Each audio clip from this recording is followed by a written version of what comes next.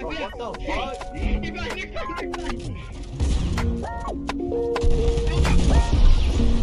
What? Oh my god! Fuck off! 20 fucking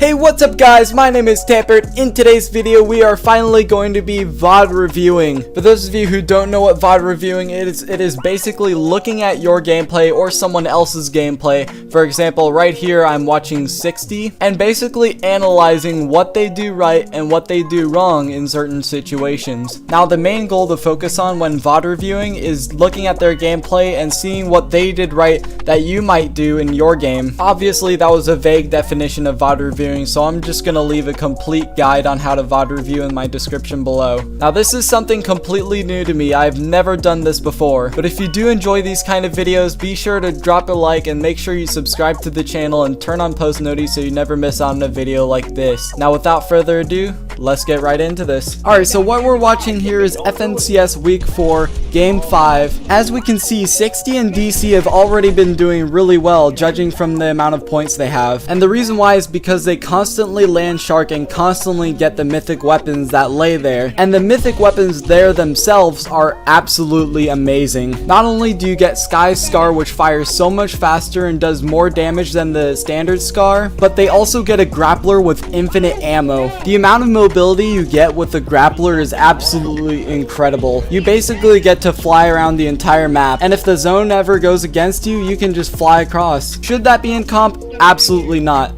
but it is what it is. Alright, now let's backtrack a bit here because I saw something that I really liked. Notice how he's mining the floor right here. The reason why he's mining is because he knows there's a chest down there and there's also a few slurp barrels. Knowing your main drop spot is crucial because you need to know where everything is so that you can gain an advantage over your enemies. After this, they pretty much slay a few AI, get the key card, get the vault, get everything in the vault, and then get out of there, so nothing really interesting. I'll skip to when they actually get into a fight, and then we'll start talking again. They're not here yet. Oh, they are. Now as we can see, DC and 60 both got ambushed and there were people on the island, but with the grappler, 60 was able to grapple up to them and try and get in their face.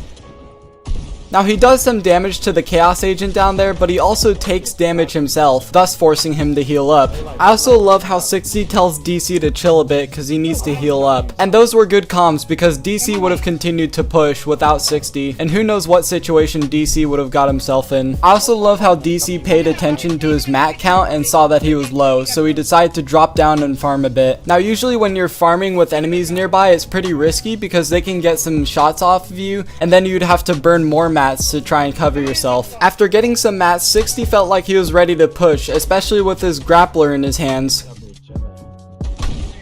But after trying to look for some shots on that angle, he decides to grapple the other direction and try and get some shots off from another angle. And what do you know, there's a freshly built brick wall on that side, so he decides to spray it. By doing this, DC and 60 are able to pressure the enemies from two different angles. Now DC was able to crack them, so that's why 60 was pushing, but he was also in shambles, and then he finishes the duo himself. Now sure, you could say DC was carrying 60 right there, but what you also didn't know is that pressuring the enemies from two different angles can cause a lot of, I guess you could say, stress in their head. I don't know. Point is, if 60 didn't help out DC with the spraying, DC probably would have lost. After this, 60 and DC decide to farm on this island. You could get a lot of wood, brick, and metal from here, so take advantage of this island. In fact, some people even land directly on this island, especially before Season 2 when all the mythic weapons were added. So I guess where I'm going here is know your drop spot, but also know the spots of where you're rotating to. For example, DC and 60 both stop at this island very frequently to try and get max metal, and because of this they are able to carry a lot of mats when they get into another build fight. Remember, these guys' playstyles are based around W King, so they try to focus on elimination points but also try and focus on placement whenever it's necessary, and you guys will see that later on. Now from that island, DC and 60 could have either went Sweaty Sands or Pleasant Park. They were about to go to Sweaty, but they heard a fight down at Pleasant Park, and so DC and 60, being the hungry W keyers they are, decided to push them. Now what what went wrong here is that DC and 60 didn't know that there were two separate teams here. There was one that came from the Shadow Henchman's bunker,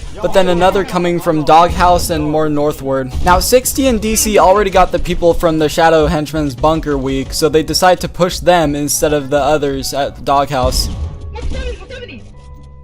But when the people from Doghouse decided to shoot him, 60 wasn't afraid to turtle up and decided to heal. 60 also expands his boxes when he's being pressured. The reason he does this is so that if an enemy takes one of his walls and hit one of his boxes, he decides to move out to another box where he owns everything, and doesn't have to worry about being edited on.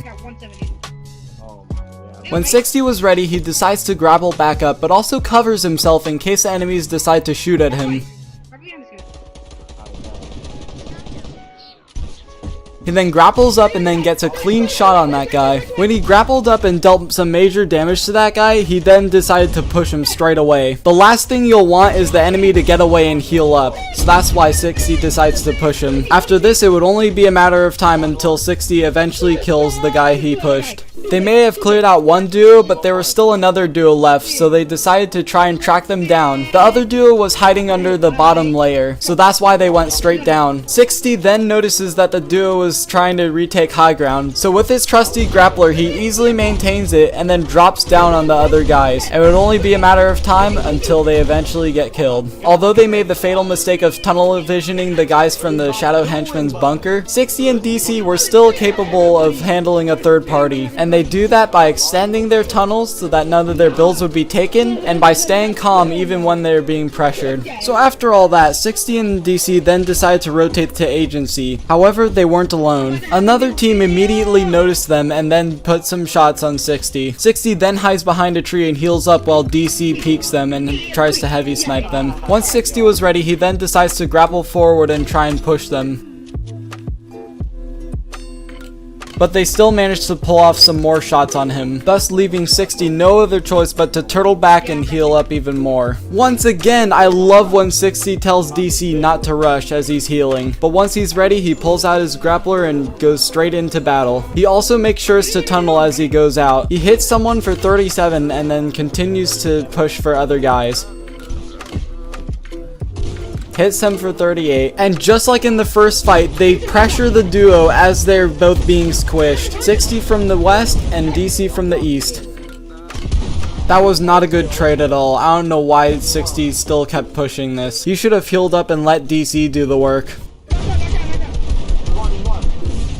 He almost died from that too. Yes, I understand their playstyle is based around W keying, but they also could have chilled and decided to heal up a bit more. More so talking about 60 than I am about DC. DC is actually chilling. He also choked when he went face to face with one of the guys because he pulled out his builds and placed floors instead of a wall. So yeah, someone needs to tell this man that Combat Pro is not the wave. We're gonna skip to endgame because DC and 60 pretty much W keyed for Lord knows how long. And this is why their W key playstyle is so effective.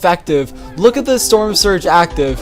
They are far above the threshold, which means they don't have to worry about tagging anyone during the end game. Yet they still do it anyway so that they can try and get a team to focus on whoever they're pressuring. But doing so is also risky because 1, a team could steal your kill, which means they also get to steal your siphon. 2, a team could probably focus you because you're exposed, or 3, all of the above. Now 60 wanted to focus the guys that are all the way across from the circle because of the freshly built metal wall, but then DC tells him to focus the guys that are launching because they're going to be exposed while flying. And just like that, while he's trying to get another team focused, another team shoots at him and eventually kills him. Or should I say, knocked him. Now I'm not sure why the other team didn't focus DC while he was trying to get the res, but he manages to slide 60 in and pulls off the res. And right after he gets res, they get pressured from another team. I love how DC holds the walls while 60 tries and heals up. This allows them to stay calm and try and focus on what they need to do next. They go up one story knowing that they own every single wall, floor, and cone up there. That was a good call from 60 because then they won't get focused since they're already hiding behind fully built walls. Now 60 felt greedy and wanted to go down there, however the problem was DC noticed that there were already people down there, and they probably would have been focused even if they went down themselves.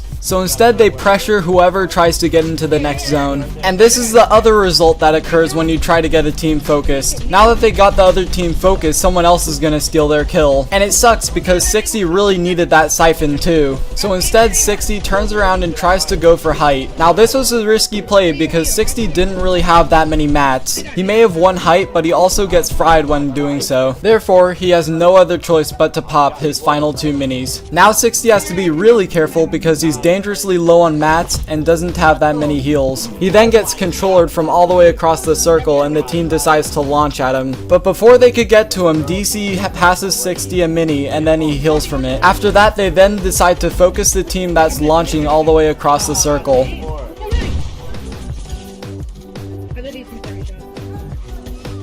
He actually gets a kill and some really good tags off of it too. Unfortunately though, it looks like another team is probably going to steal their kill. So instead they try and focus on people who are probably hiding in the storm with 4 floppers in their inventory. But knowing that they have no floppers, they decide to rotate to the next circle instead of trying to focus on the guys who are rushing from the storm. Now that 60 has ran out of mats, he has no other option but to grapple his way to the next zone and try and get an impact frag so that he can have enough materials to get through. Problem is though, everyone's building to cover themselves so that they don't get hit. Also, DC gets knocked, so 60 is pretty much on his own from here on out. But just like that, he finds someone in the open and gets an impact frag. Although he doesn't have that many materials, he makes sure to use them wisely. 60 then sees more mats in the storm, so he decides to pull out over there. Although he didn't get that much, it's still enough to get him through to possibly get him another impact frag. While people frantically build over 60, he remains calm and tries to stay undetected. Staying calm and collected is a healthy mindset to have, especially in scrims. And the reason why is because if you're building frantically, then you're likely going to screw up your aim, and you're probably going to misplace a few things. Nevertheless, he finds another impact frag and gets so many mats from it too. Now 60 has much less room for error and could possibly even go for high ground, but instead he decides to keep rotating and then goes for high ground much later, as you'll see in the video. But for the time being, surviving off of placement is going to be the better option. So 60 decides to build his own box and heal up and then go for an impact frag later on. After healing up, he heavy snipes a wall and then notices a duo inside the box with no reset walls. And to be honest, I can't really blame them because resetting walls when they're already like that is pretty difficult. But now 60 has enough mats to maintain high ground, and so he decides to go for it. And there he goes again, putting Sky's almighty grappler to good use and taking high ground and maintaining it. He then looks down and tries to look for people who are exposed. And just like that, Iconic's shield is broken, but he manages to build up fast enough so that he doesn't take any more damage. We're gonna fast forward a bit until he gets some more kills. But as a general rule of thumb, try and look for kills while you're on high ground. And at the same time, make sure you have enough materials for keeping high ground too.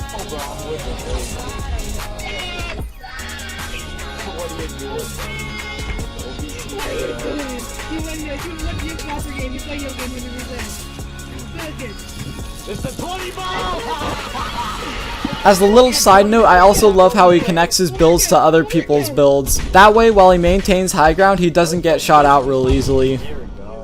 Oh my god, that's so scary. You FPS. Everybody knows who you are right now. They're so afraid. Like, oh my god, FPS is on height. It's dead! Dead! That guy's dead. They don't know. It's over already for them.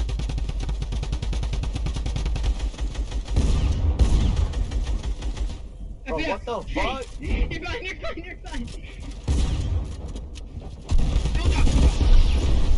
What? Oh, I got him!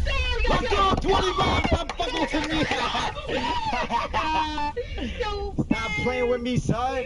Thank you guys so much for watching this. I hope you've enjoyed it, and I hope you've learned something new.